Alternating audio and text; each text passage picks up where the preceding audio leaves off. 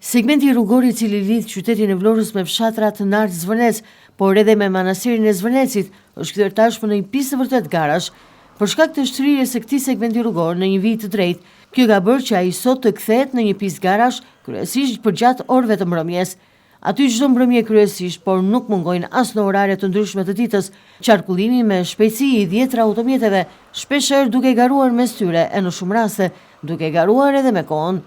Fillimisht rehabilitimi në totali i këtij segmenti rrugor, duke nisur nga ish parku i tregtisë në zonën e plazhit vjetër e për të vijuar më pas deri në Nart e Zvërnec, ka shtuar rastet e zhvillimit të këtij sporti së të rrezikshëm por aq edhe të palishëm. Gjithashtu vendosja në funksion e ndriçimit rrugor, e inauguruar vetëm pak kohë më parë, ka bërë që garat mes automjeteve të rriten ndjeshëm në numër e të zhvendosen edhe përgjatë mbrëmjeve, ku ka më pak qarkullim rrugor. Në këtë segment e mbi të gjitha për të shpëtuar edhe patrullimeve të policisë rrugore, duke mos u përballur me ligjin. Shenjat e garuesve të çmendur duken fare qartë sapo dita agon, pasi me 10 shtylla ndriçuese vazhdojnë të rrëzohen çdo ditë për tokë në këtë segment rrugor.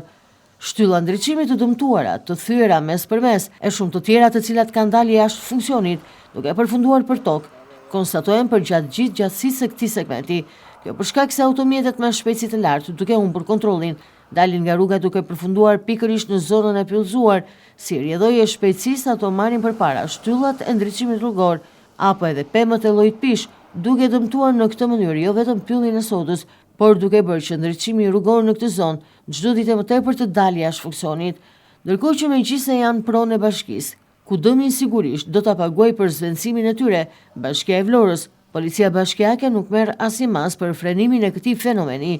po gjithashtu edhe instancat të tjera ligjzbatuese, duke nisur nga Policia e Rendit dhe ajo rrugore, qëndrojnë në heshtje përballë këtij fakti. Vlen të theksohet se tejkaluesit e shpejtësisë nuk kursejnë as oraret e ditës, ku ka edhe qarkullim të lartë të automjeteve, ndër të tjera duke rrezikuar jetën jo vetëm të drejtuesve të automjeteve, por edhe të këmbësorëve.